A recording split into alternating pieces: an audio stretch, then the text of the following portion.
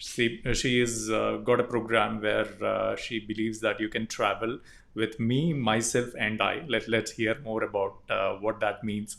And she's also an author. She's also a motivational speaker, and she's a mentor or an angel who's ready to take care of your mental issues.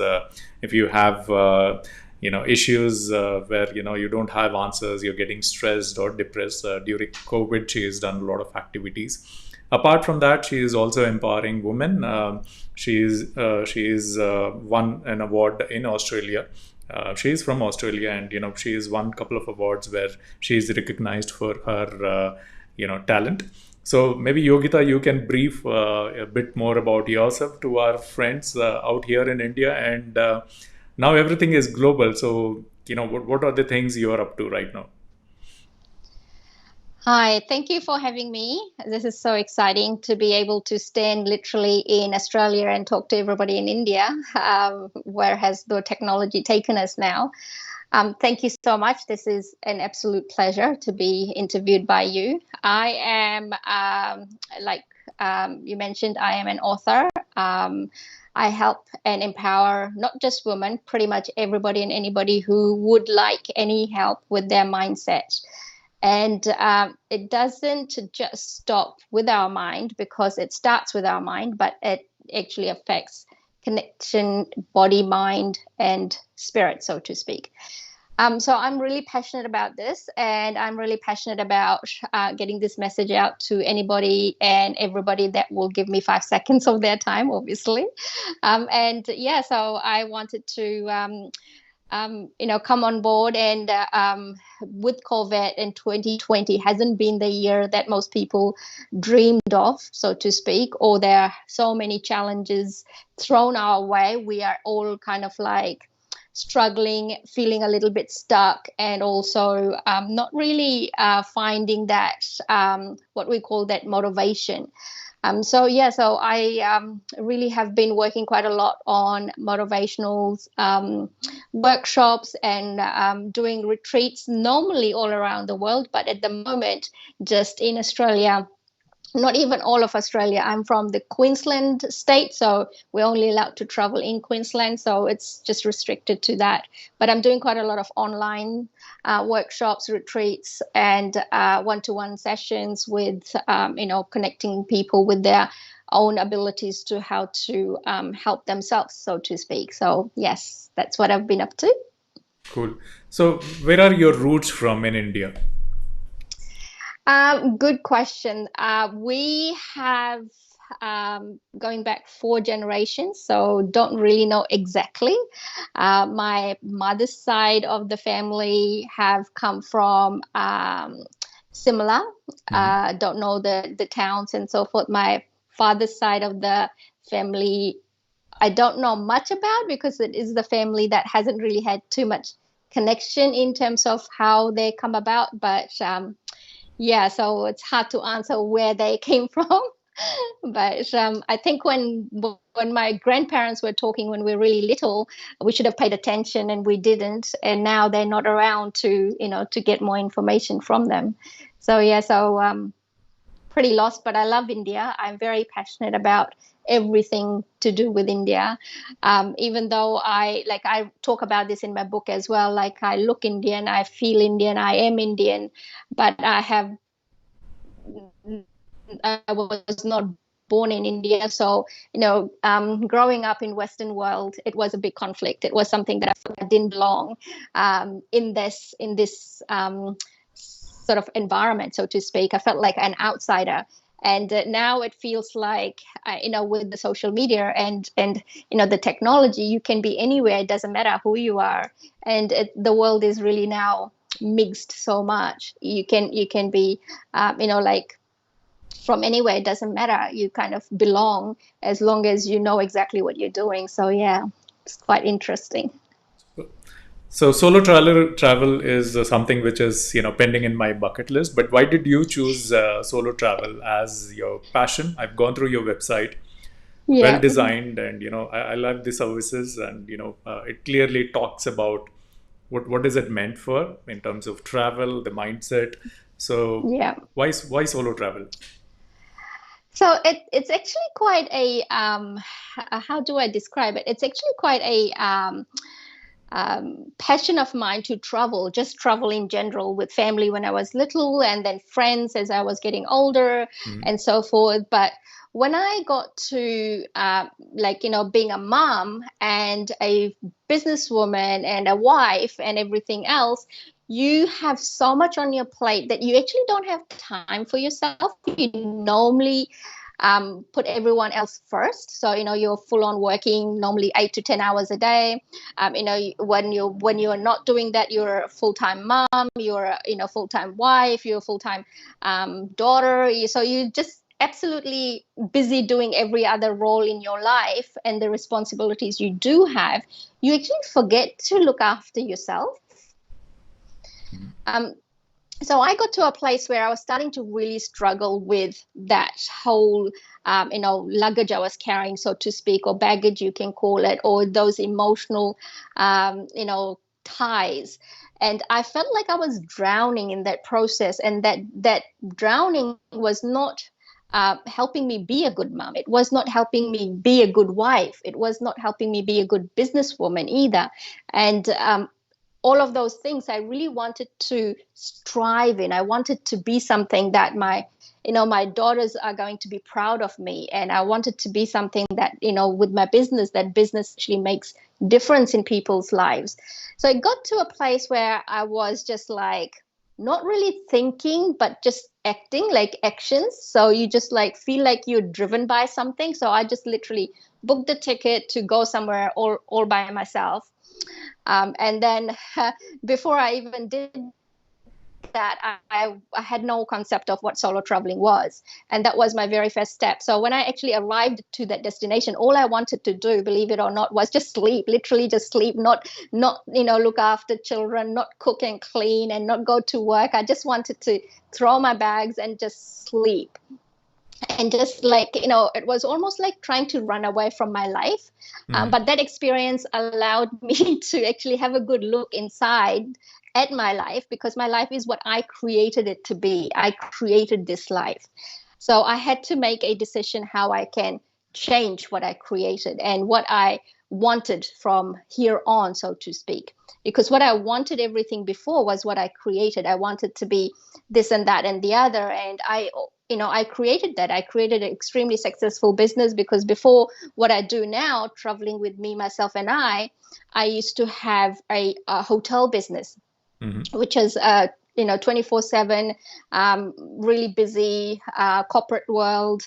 And I did really well, but it wasn't fulfilling. Like, I didn't feel like I was making difference in people's lives, and I was always working. So I felt like I wasn't really a good mom, and I was always chasing after that profit margin, and as we all do in a business. So that solo travel, the very first trip to my very first one was in London. So from Brisbane to London, which is a long flight. Halfway through, I wanted to change my mind, but I really couldn't. It was too late to do anything. So here I was in London. Got me a lot of time to reflect, to reconsider what my life is and what I want it to be. And I thought, if like when you're traveling solo, you try, like, normally you want to meet other people because you are so conditioned to actually want to talk to people, because it's our in human nature. If you're sitting alone, it's something's wrong. Like, you don't really know how to sit alone. And I was one of them. I couldn't sit alone. So everywhere I go, if I see anybody else sitting alone, I start chatting to them. And every time you talk to people, you find out there's two things. Every solo traveler is either running away from something or running towards something, but neither one of them know exactly why, or what they're running towards, or what they're running away from. So it gave me an idea. I always say to people when they ask me this question, why did you start this business, or how did you come up with this idea? It was almost like I didn't. The idea found me, like I just Mm-hmm. literally fell into it. So I normally say traveling with me, myself, and I literally found me. And by saying that again and again, it gave me an idea to write the book, which the book now is called Finding Me, Myself, and I. So that was kind of like, addition to what I really learned from my journey, and then sharing it with people as well. Super. So yeah. I get your point, you know. So if you have to look back your life, I mean, it's like if you want to see your home, how your home looks, you have to step out couple of feet away Yes, from your home and then see how your home looks. So I think that same absolutely. works for your life also. You have to step out, Yes. go far away, Mhm. and then look Yeah. back what's up there. Yeah, absolutely. Yes, that's like, if you want to see the complete picture, like the complete photo, you have to step out of the frame to look at the photo. So that was like the starting point. Yes. Super. So when did you start writing, and you know when did you become an author? Yeah, so I started journaling, so to speak. So very first trip when well, as a child, I'll just go back a little bit more. As a child, I loved storytelling, and I was always really creative with stories. Sometimes it was confusing if it was even true or not true. That's how creative I was. So my parents were always saying to me, "You should be a writer. You should be a writer." So when I started school, I was so excited to learn and to grow. And one of those kids who had her hand up about questions and was trying to like soak in as much information. Then I got to like around age 8, 7.5, 8, and that's when you start to be tested on your grammar and your spelling and your ability to read and so forth. And I was really struggling with that because I'm dyslexic. So when a dyslexic mind looks at words, it's almost like alphabets are just flying. It doesn't matter what language it's written in. So at the beginning, people started to say to me that because I'm like speaking a few different languages, that's why I'm confused and English is hard for me. And then as I got older, I got diagnosed with that information.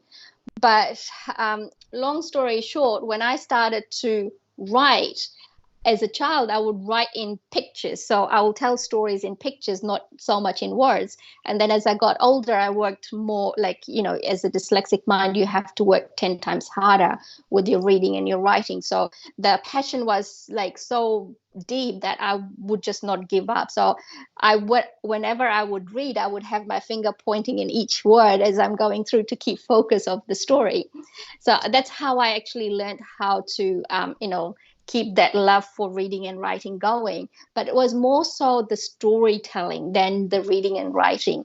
So when I started to journal, then on my very first trip to London, I started to blog. So that was a new step. That was the very first step to actually letting other people read your writing, which was extremely daunting. It was very scary because you don't want people to judge you for your writing, and all I just had to step out of the comfort zone. And I did have a lot of people write to me saying, things like learn English before you want to do this, and stop writing, you are illiterate, and all kinds of hatred words. Nothing was like fulfilling, so to speak. And then you get that one person that writes to you and says, I loved what you wrote and it changed my life. Or I loved that, you said that. It made me feel like I could do this as well. That one person is all it takes to keep going, because I got thousands of emails saying, stop being stupid, you're embarrassing yourself. Don't do this. This is not for you, just give up. But if I had listened to them and really worried about what people think of me, I would have never come to where I am now. So this is the reason why when I talk about this, is like it's the shifting on of your mind, because it doesn't happen automatically to just be able to ignore all these hurtful words coming out of people's mouth, because they really hurt when you're not in the right mindset. And eventually when you get to that mindset where you just go, well, that's your opinion and that reflects on who you are, doesn't make me who I am. So that was the shift. So I started seriously writing my book about 9 years ago, Hmm. and then I got to a place where it was really, like really getting the courage to publish it and let other people read. So that took another 4 years, so to speak, and then Right. I finally got to publish and print in 2019, which was last year in November. And this year I wanted to do like a global launch and travel around the world and do like a book tour. Didn't quite happen the way I planned. So I launched just a couple of weeks ago on Amazon, which was amazing because it did really well. It made Amazon #1 in Australia and also in India, which was quite exciting as well. Wow. So so it was quite nice. Yeah. So can you talk a bit about the book and who should read this? Who should pick it up? Yeah, absolutely. So the book is for anybody that wants to be the best version of yourself. So when I say that, a lot of people say to me, oh, how do you know you're not already the best version of yourself? Because this is our perception. Most of us are like living a life of luxury. We have everything money can buy. So we think that we actually are living the best version of ourselves. But my definition of best version of myself is, how am I actually affecting other people in my life? How am I improving them? How am I improving myself? How am I inspiring them? How am I inspiring myself? So it's like a thing of growth. It's not like staying in the same place as you were 5 years ago, 10 years ago, even 20 years ago. A lot of people do that. They're very comfortable, which is great. But if you have a dream that has always been there, has always been that little niggly thing within you that has wanting to grow, and you have never found like the right course, like you've done lots of reading, you've done lots of courses, but the transformation hasn't happened yet, I would suggest this book is for you. Also, if you have any kind of disabilities or challenges like myself, like I am dyslexic, so there's quite a lot of people out there who have learning disabilities, that have disabilities of different sorts. It doesn't matter what it is. I don't even call it disability, because I think it is just a challenge that you learn other ways of actually working with it. So when you learn how to work with it, it's another level of growth, and you have been able to achieve a little bit more in your life. So, if you have a dream that has been just sitting as a dream, this book will help you put it into action. And the other lot of people literally is parents, especially moms. And I really want to inspire and empower mothers who have given so much to their families, to their careers, to their parents, to friends, everyone, but haven't given anything to themselves. So hopefully this book will inspire them to go on that one solo travel trip all alone, so they can just really find themselves, who they are. Because when you live in a society or a family, you become part of everybody else's personality as well, which is great, which is like, you need that to function in a family. But it is very important to know who you really are first before you can accommodate others. And I think once you do that, like from my own life experience, now I feel a lot more connected with my children and connected with my customers and business partners and everything else, because I'm a lot more aware of who I am. So if I find someone coming in my space and I'm not really, like gelling with that person, I know how to deal with it before I'll let them walk all over me. And now it's a different tools and insights on how to actually, use that advantage or experience, so to speak, to be able to deal with that customer or that person or that business partner or whatever it might be. A lot of husbands sort of think that I'm trying to get their wives to leave home, leave their husbands at home and leave their daughters at home and children at home, so to speak. Not so much, because I think also when you have something at home all the time, it's almost like part of the furniture, because you take them for granted. So a lot of husbands sort of, like at the beginning when the wife says, oh, he doesn't want me to go anywhere, he doesn't think that he will be able to do things himself. And a lot of the times it is more like the wives don't think the husbands can do things the way they do it. And 99% of the time, yes, they won't do it the way do it, but they can do the job that you are doing. You just have to trust them first. You have to be able to appreciate them. and allow them space instead of controlling them. So that's a really good step up for the husbands as well as the wives, because the wives, they always think that they're the only ones who can do things right in the house, which is not true. So, can you talk a bit about the magazine, Australian magazine, which rated you as a female change maker? How did this happen? How Oh, was the yes, experience? absolutely. Yeah, so there is a magazine called YMAG in Australia, and they have a lot of women that feature, like, change makers, women to look out for, and so forth and so forth. And mostly women, they want to really tell their story. But then there's like a lot of people who, I mean, there's so many people that have got stories to tell. Like each one of us have got story that we can tell and change people's lives with our stories. Because people said to me, there's million and one self-help book or self-development book out there. Why would you want to write one? And I said to them, I said, you know what? If Pepsi thought the same thing about the Coke being the dominator, it would have never been a product in the market.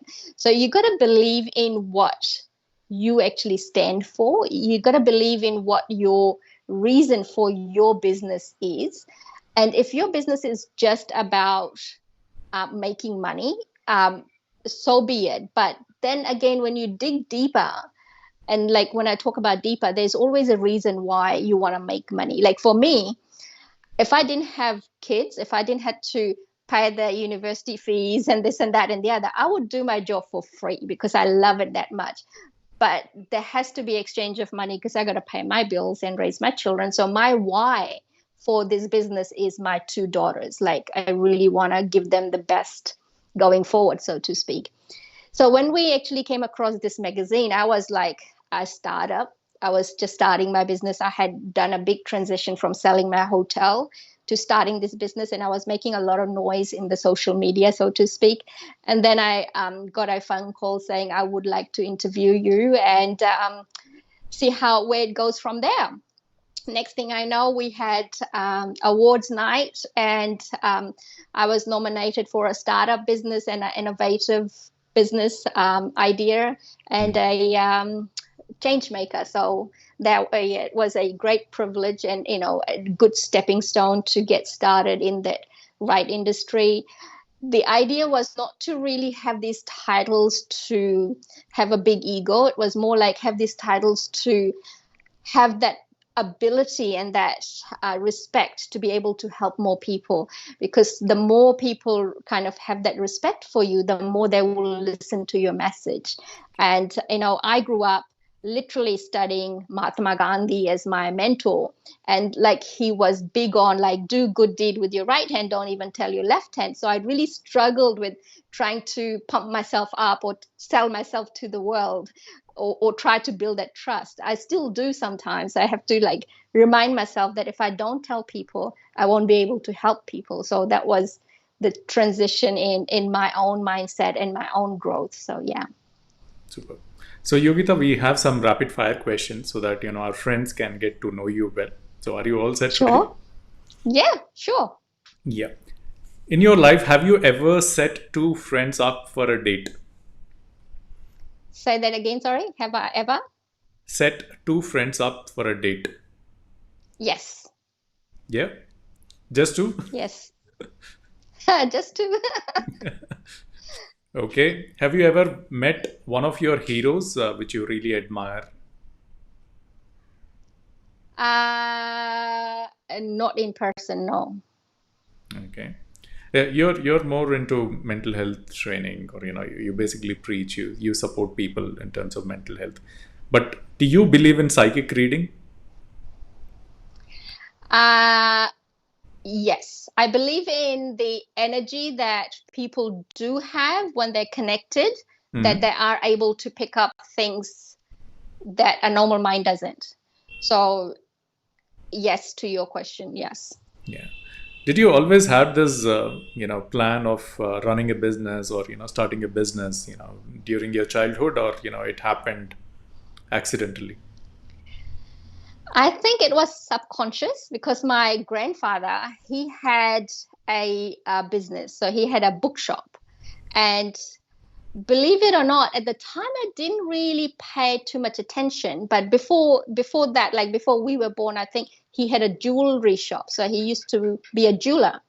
And I think there was a accident, and the shop was burnt down. So he started after, like, from when I remember I was old enough, he had a bookshop.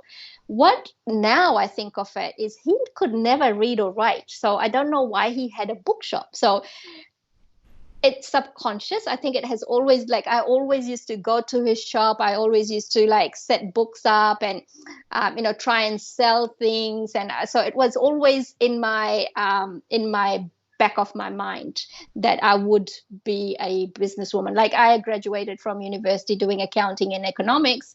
I started to work for someone, and I felt like it was a prison working for someone. So there was like no other way to explain it. It really was. You couldn't have a personality, you couldn't have your say, you couldn't do anything to change the way it was. So that was kind of like start off for me to do my own business. Yeah. That's a good one. I mean, he doesn't know how to read and write, but he has a bookstore. Yes, absolutely. Was very, very, like, was my inspiration. It was like, at the time I thought, he's not making money. He's always sitting there. There's no customers, just people just walk in to just have conversations with him. And people stand around and read the book and walk away. I thought, how stupid, but then I realized it was his passion. It was just him connecting with the world and living his message, so to speak. Yeah.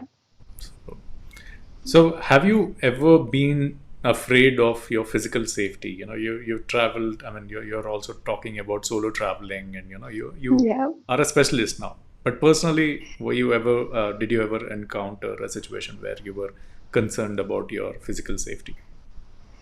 Actually, it's a very good question. As a solo traveler, especially a female solo traveler, it is the most important thing that we need to really do talk about and work on, and make sure that you actually have the right tools and the right ingredients to solo travel alone. Um, in terms of my own safety, my very first trip, when I got to, this is literally just getting out of the airport in London, and I had no concept of what the airport would be like, how busy it will be. I literally just planted myself against the wall and just went billion people going in all directions. And I was like, not so much scared, more like, oh my God, what have I done with myself? Why am I here? I want to just go home in my comfort zone and just be in charge, so to speak. But that was like a more like a overwhelming feeling.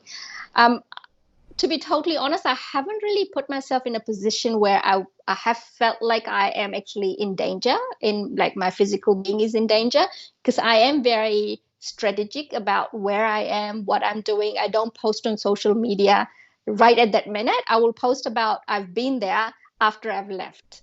So, so those things are very important. Instead of saying, I am here having this right now, you're inviting people for dangerous people who are following you, could be following you. So all these things are super important to not do. And I teach them with my training for when you are thinking of doing solo traveling and you come to me, I teach them with all of the different techniques on how to do things, what to pack, what to have, what not to have, and how to be aware of things. So you're aware of your surroundings. And when you're solo traveling, you're not talking to people nonstop. So you are aware a lot more than you would be if you're like, walking around in a group and talking to people and so forth. So, yeah. Yeah, good one. How long can you go without checking your emails or text messages? Basically, away from your smartphone. Yeah, I can go for days, weeks. I'm not really attached. Like, I don't, this is crazy because I do have my own business. I haven't got any notifications on my phone. I check when I check, and that's it. So people say to me, "Oh, I've been messaging you." It's like, yes, but it's not time to check. So I can go for weeks and weeks and weeks. I when I am writing, I'm like more on like pen and paper. I'm old school. Like, I really like the pen and paper feeling, the traditional style of being.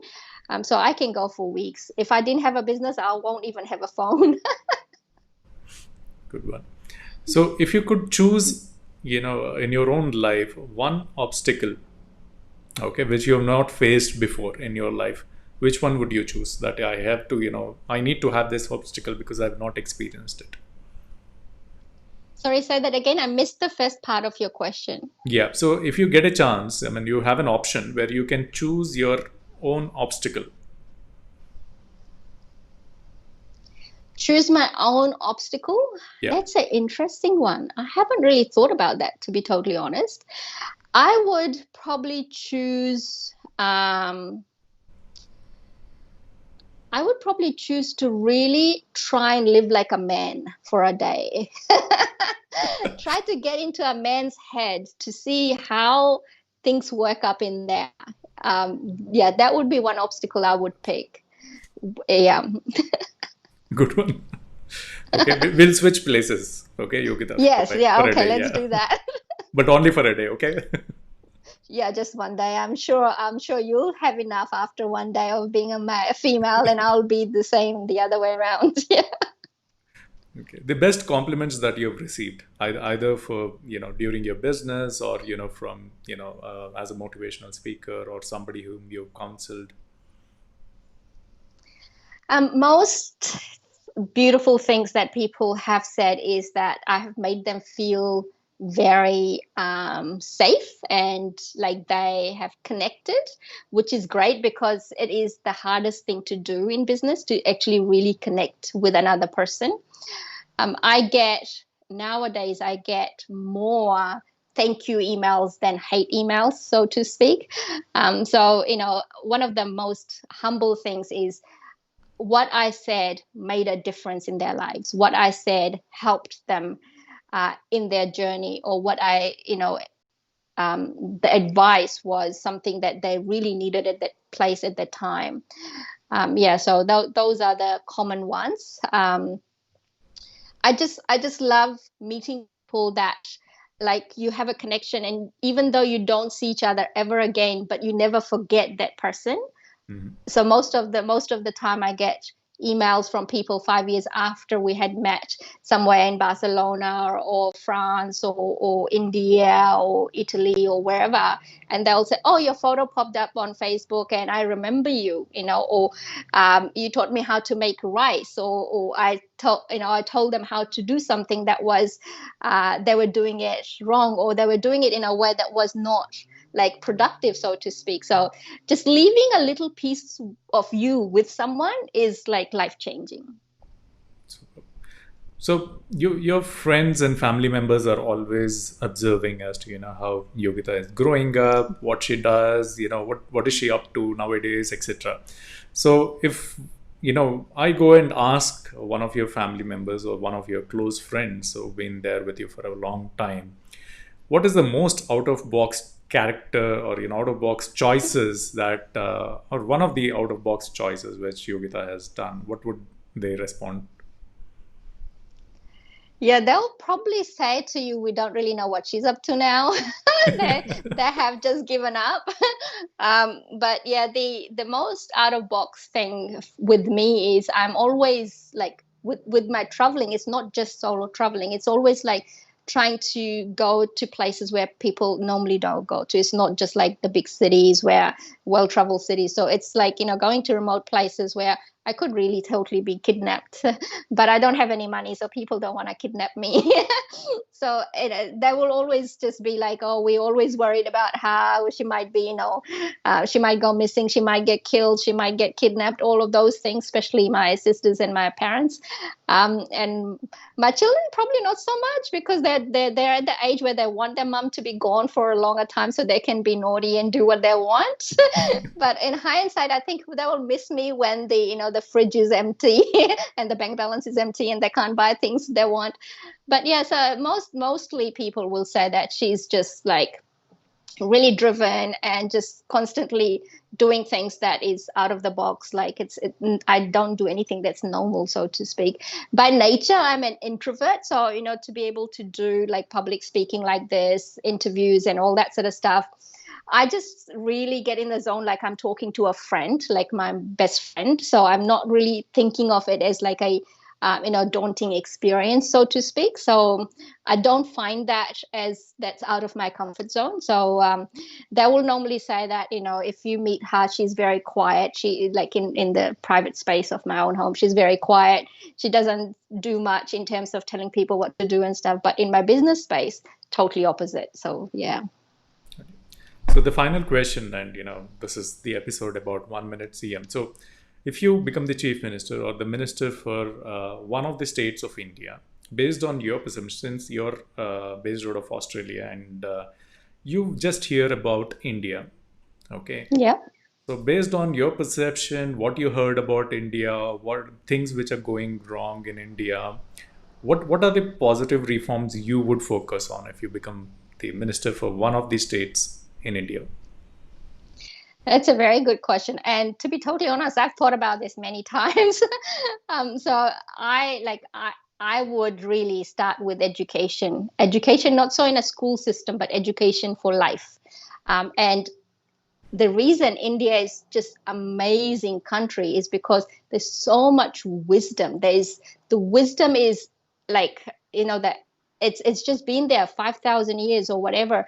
And for some reason, as the generation went, they got more educated, they got more sophisticated, they got everything else in their or on their agenda. They literally lost the beauty of what India is all about.